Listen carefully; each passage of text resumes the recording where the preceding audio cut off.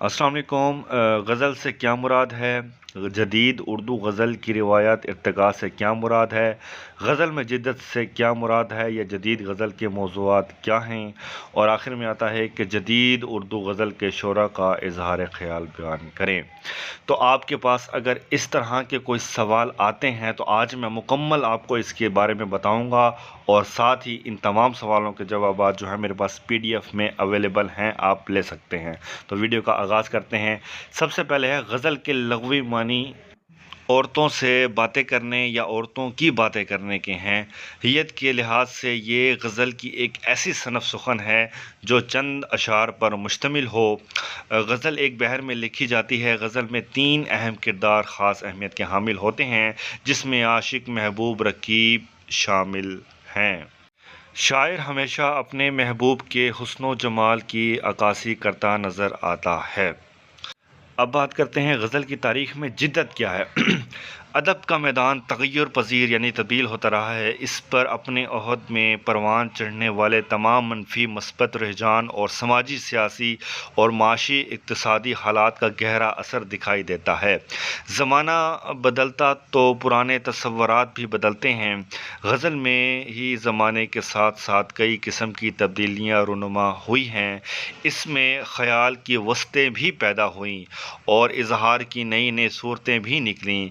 बहुत से शोरा ने गज़ल में नया बांकपन पैदा किया और इसे वस्त से हमकिनार किया।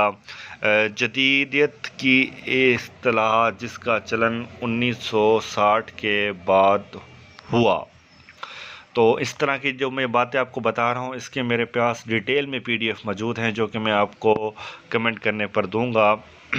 अब बात करते हैं हम जदीद गज़ल के मौज़ूआत कौन से हैं। तो जदीद दौर की बरकतों ने ज़िंदगी को जितनी तेज़ी के साथ जिस कदर बरक़रार बनाया, इतनी ही तेज़ी के साथ इंसान बुलंदियों को छूने और एक दूसरे पर सबक़त ले जाने की हवस में बहुत तहज़ीब व इक़्तिदार को पामाल करता चला गया।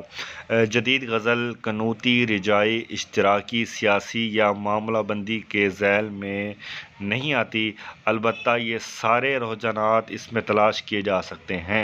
जदीद गज़ल के मुताले से अंदाज़ा होता है कि वो भी हुस्न ख़याल और हुस्न तासीर की अमीन हैं, और रिवायत के मुस्बत व मनफ़ी इक़्तिदार से इसका रिश्ता तख़य्युलात की सतह पर हमेशा इस्तवार रहा है।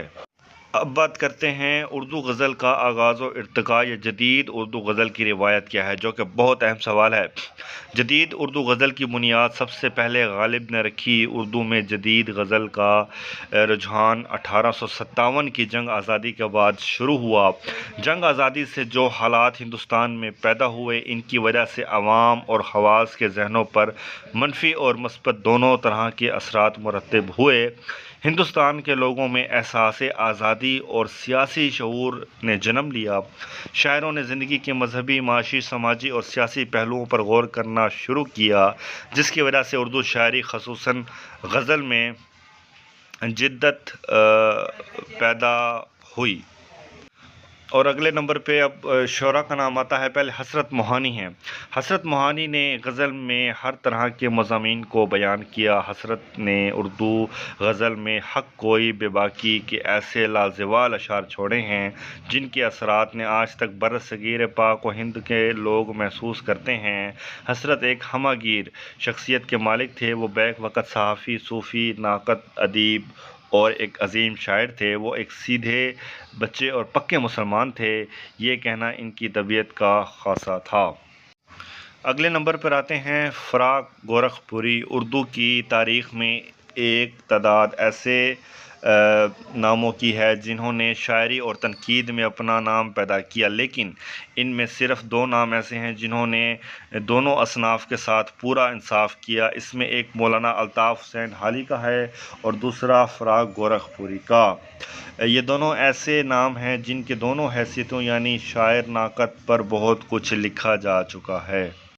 اور یہی تھی ہماری آج کی ویڈیو، جس کے اندر میں نے شعراء کا بھی ذکر کیا اور جدید اردو غزل کے شعراء تھے یہ سارے۔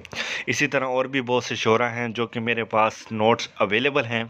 میں آپ کو پورا 20 نمبر کا سوال دے سکتا ہوں، جو آپ کا اس طرح کا جدید اردو غزل کے بارے میں سوال آئے گا تو آپ اس کے اندر اس کو کور کر سکتے ہیں۔ امید ہے ویڈیو اچھی لگی ہوگی، ویڈیو کو لائک ضرور کیا کریں، اس سے آپ مجھے تھوڑی سپورٹ ملتی ہے۔ اپنا خیال رکھنا، اللہ حافظ۔